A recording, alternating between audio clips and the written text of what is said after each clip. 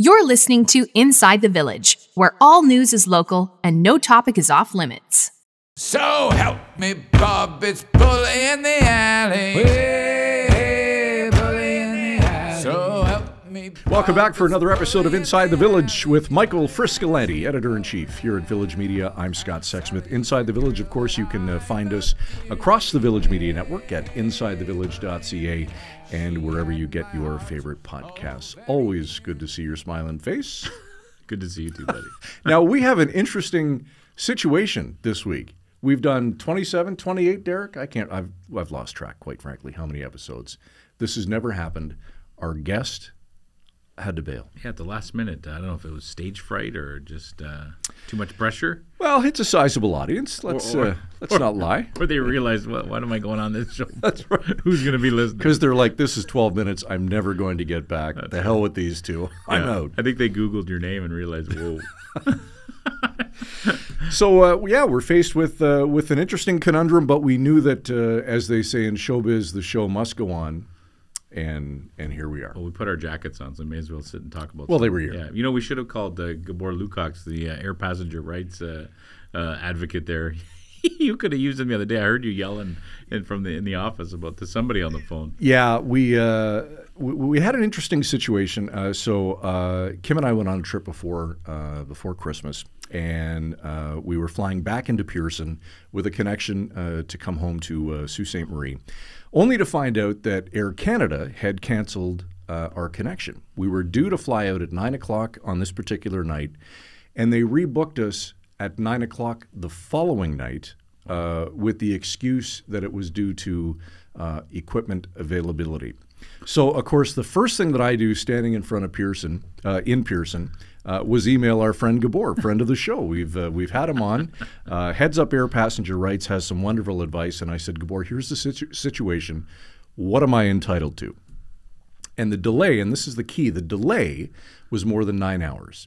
So right away, Gabor said they've got to put you up, they've got to feed you, and because the delay is more than 9 hours and it's not safety related, you're entitled to $1,000 each. Wow. Well, I jumped all over that. And of course, I'm citing legislation to every Air Canada agent that will listen and indulge me, none of which would.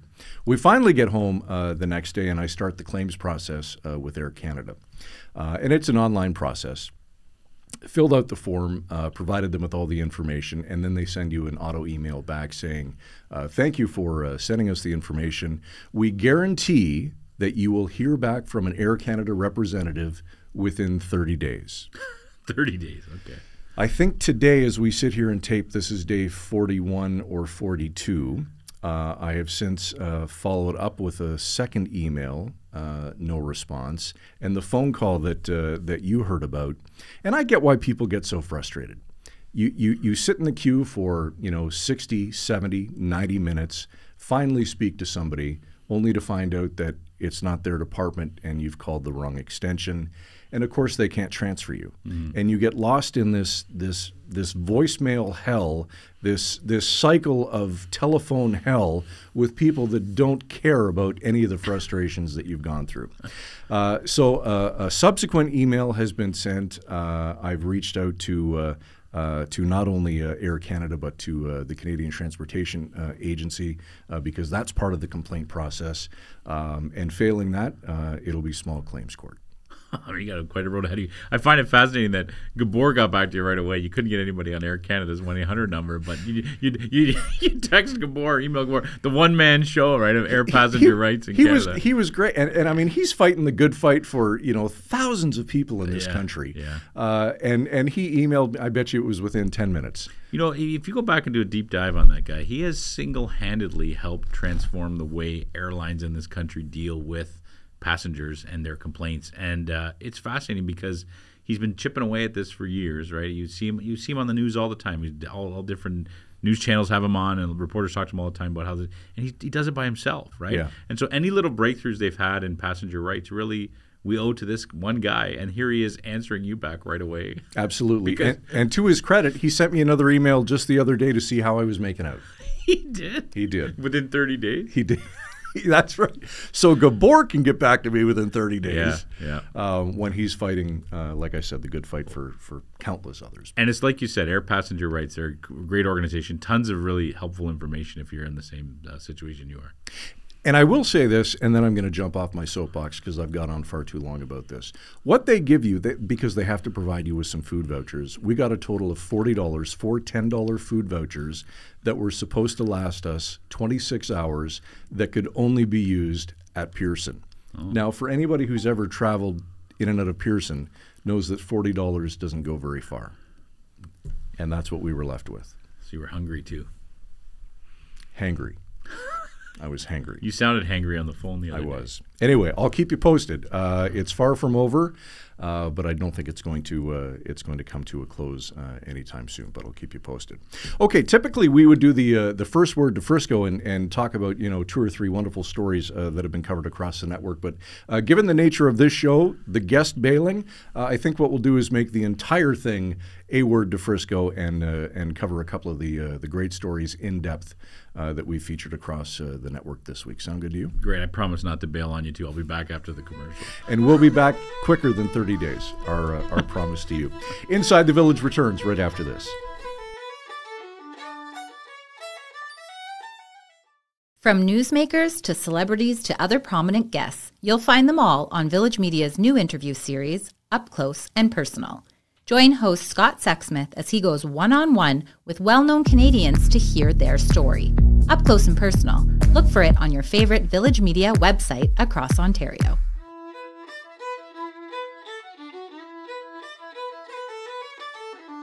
Welcome back to Inside the Village. I'm Scott Sexsmith with Michael Friscolanti, editor-in-chief here at Village Media. Frisco, first story we're going to talk about today on the program, big drug bust out of Sault Ste. Marie involving a ton of cash and a ton of fentanyl, which is now off the streets.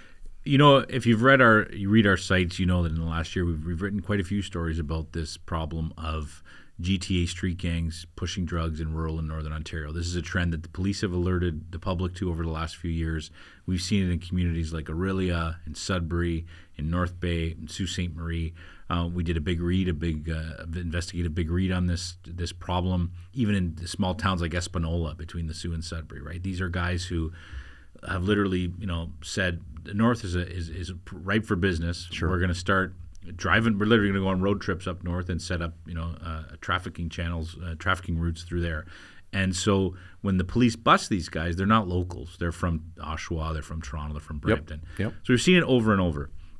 So the other day, the headline out of the Sault was, largest fentanyl bust ever in Sault police history. And I think it was $470,000 worth of fentanyl, 700 grams of this stuff. And I have to tell you, when I saw the headline, the first thought that went through my head was, for sure these guys are going to be from down south. They're not going to be from the Sault. And sure enough, the police have their press conference. 4 of the 5 are from down south. 2 of them have been arrested before for trafficking in northern Ontario. And for me, it's just like a big, huge flashlight on this problem that we've been talking about for a long time and the police have been talking about. And that just, we see these photos all the time when police have busts. They put the guns and the drugs on the table. But to see those just Ziploc bags full of cash, 20s and 50s, so much money. And to know, we're in the Sault, right? We live here, and we see the opioid crisis up close. We see how it's impacting our community. And just to think that there's so much of this supply coming from the GTA and coming through, allegedly, through people linked to Toronto street gangs, is just, it's almost overwhelming to try to get your head around, right? It's so much money, it's so much drugs. It is, but it makes you wonder: are we even? Is it even the tip of the iceberg? How much deeper does it go? How much more drugs are out there? That's just a fraction. For sure, and then we have no proof to say how much of it is right. But you're right. And if you talk to anybody at all who's in drug enforcement, they always just get the tip of the iceberg. They're never getting everybody. So someone else will come, and even if allegedly, if this is a gang of some kind that's running these drugs up to Sault Ste. Marie, even if they're in jail now awaiting trial or whatever it happens, someone else will come and take their place and keep the operation going because it's so lucrative, right? But yeah, it's and what I think other people don't understand is the weeks and months leading up to a press conference like that are so complex. There's they're getting search warrants from judges. They might be tapping phones, tracking cell phones.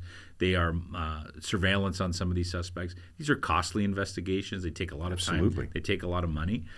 And so the reward, I guess, is that they can say we've taken $470,000 worth of fentanyl off the streets. But I think you nailed it on the head. Is that it doesn't mean that all of a sudden there isn't supply in a city like Sault Ste. Marie. It's going to keep coming. But it's just, I guess for me, the question is, as a journalist, is, well, what more can we do in terms of that part of the problem, in terms of the trafficking element? How do we do more than what they're doing in terms of getting this stuff on the street? I don't know how much more you can do. That's the thing that gets to me. Yeah, you liken it to a game of whack-a-mole. Really, you bang one, another one pops up, and you do whatever you can to stay ahead of the game. One thing that I found very interesting in watching Chief Hugh Stevenson's press conference was his reference to bail reform and Bill C-75, and of course we had Alison Craig on a few weeks ago speaking extensively about that. Very interesting to see his feelings because he wasn't shy about it. Absolutely. He hasn't been. He's been very open about his problems with the so-called catch and release system we have in Canada, and about how a lot of serious criminals or alleged criminals are let out on bail pending trial. In his argument is it happens a lot more than it should. He pointed out that 2 of these suspects who are now charged were out on bail on other crimes awaiting trial.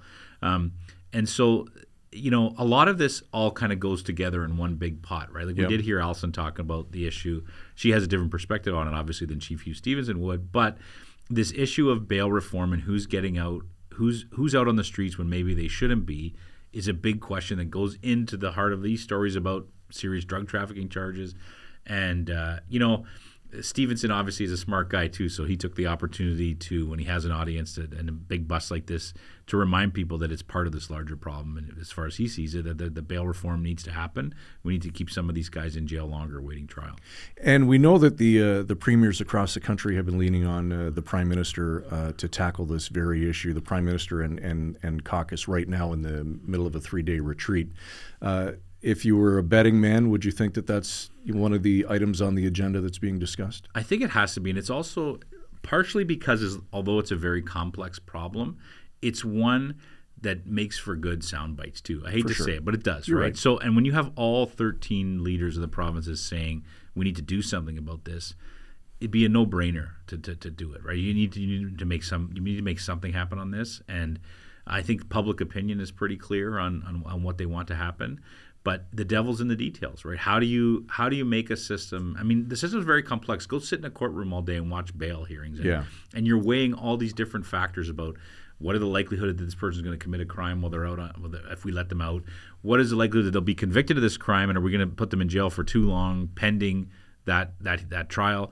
So there's so many things to weigh, and I'll guarantee this: there are no easy, quick answers to this. And I think anyone who understands the system would say the same thing. And it's very easy being a backseat driver. Oh, 100%. Yeah, I wouldn't want to be making those decisions. Let's move to Orillia, and man, out of all of the great stories that I think I read across the network this past week, this one resonated the most with me. A 37-year-old Orillia man, Tyler Dunlop, has had a rough life, and he is now at a point in his life where he feels so hopeless that there is no tomorrow, and that his best option right now is suicide, medically assisted suicide, or MAID, medical assist in death. I can't imagine being in that kind of a position where you think that is your best and only option. Yeah, this is definitely one of those stories that resonated with readers on so many levels, right? It's heartbreaking, and you hear of a person, and the way I understand it is that Tyler actually reached out to the newsroom in Orillia, I think it was an email or a quick letter, and Greg McGrath-Gowdy, a reporter there, followed up with it and had a very long conversation with Tyler. Essentially, he's struggling mightily with depression, with feeling like his life is going nowhere, and I think a lot of people are feeling like that in this country right now. Especially over the last couple of years. But it raises so many ethical questions, this story, right? Because we have assisted suicide is legal in Canada now. If you're suffering from a debilitating, painful disease, I think of like Lou Gehrig's disease is a great example, where there's no prospect of turning around. And the pain is overwhelming, and you're feeling like you want to be given a death that's more manageable, right? This is the case where that would happen. In the meantime, there's a lot of discussion. The government's talked about bringing this medically assisted dying into place for people who suffer from severe mental health issues. Right. But it's very difficult. And I know that it was originally, these guidelines were supposed to be in place by March of this year. They've postponed that because I think they're having a hard time figuring out how best. I mean, I can't even imagine how you would come up with guidelines that would figure that out. And in this case, Tyler is saying that he wants to do this. He's gone to the local hospital in Orillia and talked to them about wanting to do this. And I think it's one of those stories where it's a real window into what we're grappling with. How on earth does a health system, figure out who should be allowed to have this done to them based on mental health issues? I don't know how they're going to figure that out. Yeah, and I think when the legislation first came out and was passed back in 2016, they probably didn't have a Tyler Dunlop in their headspace thinking that that's how it would be applied. But you're absolutely right, and it's very subjective. Who's to say that one person's mental health isn't so bad in such a dark place that they feel that it's irreparable? Who are we to judge? And the challenge is how would it, I assume it's psychiatrists that would be involved in this and assessing the patient and figuring out what the right call is. How do you make that call? I mean, that's just such a difficult thing to do, right? And so I know the Canadian Association for Mental Health has put out some frequently asked questions on their website, and I would encourage people to read that if they have more questions about it. And they're still trying to get their heads around, of course, the best way to do it. But I think what's great about Greg's story is it's a window into what the challenge will be going forward, right? We're going to have people like this come out of the woodworks. The other lovely thing about this is that, of course, I shouldn't say of course, but a lot of people have come forward to help this guy, right? It's the silver lining. Yeah, there's been so many people that have come with emails and phone calls to the newsroom and on Facebook, on social media, saying, I want to help this guy. Let's figure this out. So we've been following that story and continue to follow it, and it gives you some faith, I think, in humanity, right? It really does, and Greg was telling me yesterday that even one of our readers sent an email to the Prime Minister's office saying, as our leader, first of all, this is not acceptable, and secondly, you need to do something. So it's nice to see there is a silver lining. Okay, lastly, interest rates are up, price of groceries up as well. And now, apparently, according to Health Canada, we can only have 2 drinks a week. This is the story really that everyone's really talking about, right? I'm sure everyone's seen it, right? There was I think a local reporter in Hamilton at CHCH-TV did a great streeter, best streeter ever, with a guy in my hometown. Talking about he's coming out of the beer store, I guess, and it's gone viral. Everybody's watched it, right? And it kind of summarized a lot of people's thoughts on this, right? Because I think the new guidelines are 2 drinks a week, right? Yeah. And I mean, max. Max, right? And you've already had 2 this morning, so like, there's no way that this is going to work for everybody. But it does. It seems like I should know this, but what were the guidelines before? Do we know? They were like. I heard there were guidelines. But it was definitely more, right? But what you get the sense, and I think the message you're getting across is they're learning more and more about just how damaging alcohol is. It's kind of like. It's the new cigarettes in some ways, right? I mean, they want people to understand the many health issues that come with it. Yeah. But again, I mean, we're fortunately in a newsroom where there is a bourbon bar around the corner. So every once in a while, we'll go down and have a drink if we do something good around here. And so I just, the average Joe, like this great guy in Hamilton, are just. They're not going to think twice about still going to buy their case of beer at the beer store. Yeah, absolutely. So if you haven't seen the footage from that streeter, I suggest that you go online and do it, and maybe Derek can incorporate it. But the best line had to be when he compared 2 liters of pop to a 6-pack of Busch Light and then said, do the math. I know. Do the math. Everyone's going to pull out their calculator and figure it out. Yeah. Do the math on that. You know what? It's that's a tough one, right? Because alcohol is just such a mainstream part of our life, right? And then, people go home and have a beer after work or a glass of wine with dinner. And it would be really fascinating to find, maybe we should do this as a story idea, but we should go find 20 people who are actually going to commit to these guidelines for the next year and see how it impacts their health. Yeah, and I hear there's this thing called dry January and dry February. That's what I've heard. I was thinking maybe Derek would take that test. Maybe we could get him on it for the next few months. 2 drinks a week. We should try it. He's nodding no way. I think he's already gone to the bourbon bar. In any event, we encourage you to drink responsibly and do not drink and drive. For sure. All right, we'll be back to wrap on Inside the Village right after this.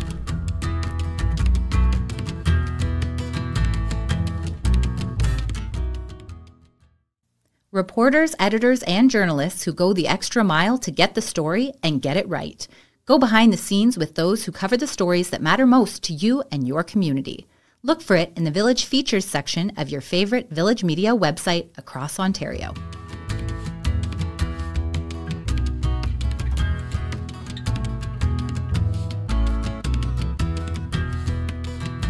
We're back to wrap on Inside the Village with Michael Friscolani. I'm Scott Sexsmith. He is the editor-in-chief here at Village Media. Okay, first of all, kudos to Derek, executive producer of ITV, who so eloquently just pointed out that with the new drinking maximums of 2 drinks per week, a case of beer will now last 12 weeks. Hey, that's great. Man. Isn't that fantastic? That's awesome. That's 3 months. Smart guy, not just a hat rack up here.